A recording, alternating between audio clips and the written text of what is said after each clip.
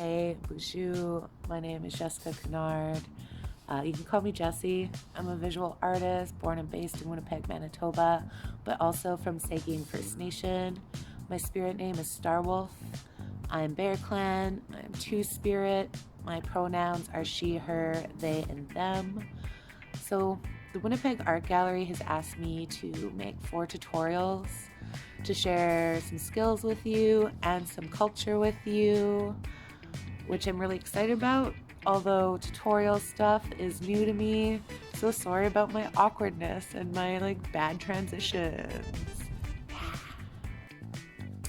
So yeah, I'm just one person here on Turtle Island who's from Saging First Nation, who's just one nation on Turtle Island when there's over 500 different nations. Yeah. And we all have our own different ways of doing things, like our own laws, our own language, our own clothing style, things that we eat, teachings, beliefs, stories, all of this stuff, all different. Over 500 different types of nations, First Nations people here on Turtle Island. So I can't share everything, but I can share some of the commonalities and what I know and what I've picked up along the way. I know a lot of First Nations communities all have similar values, which is health, family, community, the land. All of those things are super, super important, more than a lot of other things like, power, money. So yeah, throughout these tutorials, I'll just share some teachings and other things along the way. So before sharing stenciling with you, I wanted to share some examples of stencils and how other artists have used stencils before, getting to making the stencils. Good inspiration.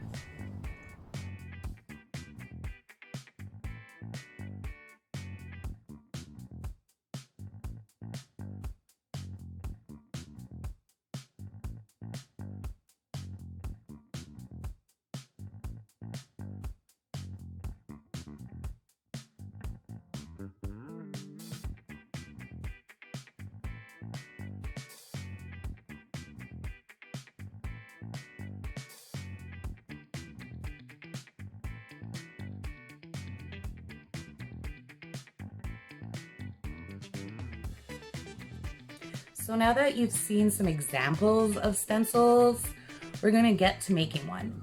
Although let's keep it simple, and we're gonna start off very DIY style.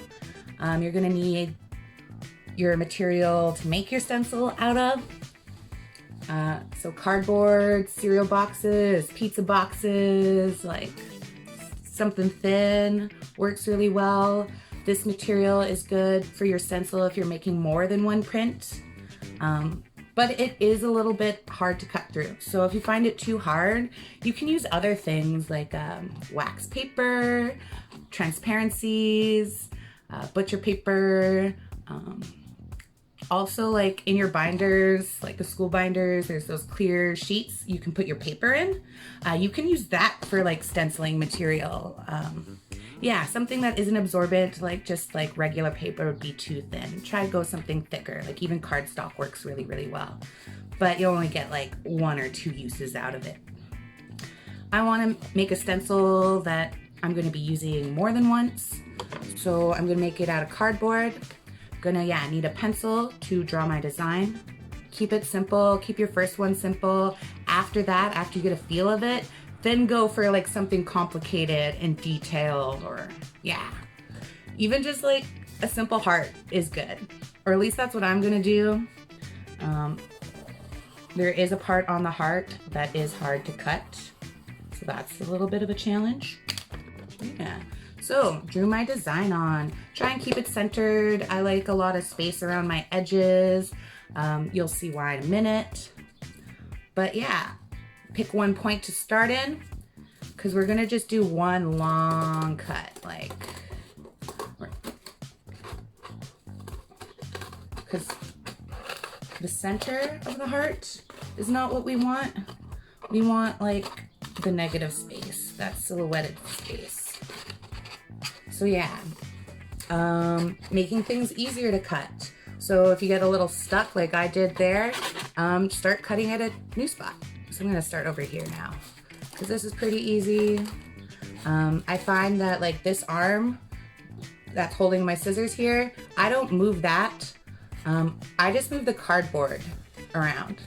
If you notice, like my arm's in the same spot, my scissors are in the same spot. They're just like opening and closing. The only thing that's moving is the cardboard, and I'm using my other hand to like turn it and like push it. So now that I've got my shape out, this center part, I'll show you how to use that later, but this is like really the stencil part that we'll be using. So now that you've got your stencil made, definitely take your time. Like I'm just doing this quick fast to just show you the basics. I've got a deadlier stencil I'm going to show you after this one. So yeah, get your paper to stencil on, get your stencil placed on top of paper. Going to use some scrap cardboard. Already got some paint on it to put my paint on, because I can just like throw this away afterwards. No dishes to wash. Yeah. If you are painting, I suggest putting like newspaper down, so easier cleanup. This is just my art desk, so I don't care if I get paint on it. So now that we got our paint, our stencil down on our paper, we need to transfer the paint over top. You can use a sponge from Dollarama. You know, the sponges that you use to wash your dishes work. If you don't have sponges, you can use toilet paper. Like, I know it's liquid gold right now, but it works. You do get like some toilet paper on your print, but you just like pick that out. So yeah, now you just take your paint, get it on your material, your sponge, your toilet paper, whatever you use. You can finger paint, I guess, but it's super messy. I don't recommend that unless you have your parents' permission. And then now you're just going to fill in that space. I use like a stamping up and down type motion, because if I go like side to side like this, paint's gonna get underneath my stencil and it can look pretty blobby. You know what? I'm going to mix it up and add a little bit other colors into it. Because at this stage, when the stencil is down, like, you can do a lot with it. You can do solid color, you can do fades. Whatever floats your boat, really. I'm doing this marbling effect right now with my stamping. Take off your stencil when you're done. Blam. There's another way that you can apply stenciling. So like here's the center from before. I'm gonna put that on the paper. I'm going to grab my paint because I need a little bit more, so I'm gonna pour more. I'm gonna use a sponge this time. As fun as the toilet paper was, I feel wasteful right now. That's only because I have like sponges and stuff. If I had like no sponges or no other material, I wouldn't care about using the toilet paper.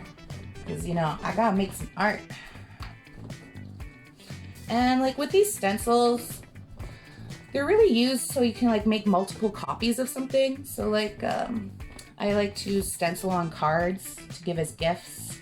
Whether that's like, you know, like for the holiday or because I care about someone who did something nice for me, or just to show someone thank you for all their hard work, or just show that I love them and I'm thinking about them. Because getting like surprise art like out of nowhere is the best, especially when it's like handmade. That's like real love. So yeah, bam, bam. So you can like reverse it. Then if you want, you can like doodle inside of that. Yeah.